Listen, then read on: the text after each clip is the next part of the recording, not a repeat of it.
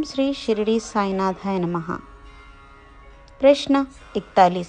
बाबा कहते हैं, एक बाद एक तनवा शुरू हो जाएगा। हालिक एक बुरा दौर है। आप बहुत जल्द एक साधु व्यक्ति से मिलेंगे और आप सफल होंगे। Question number 41।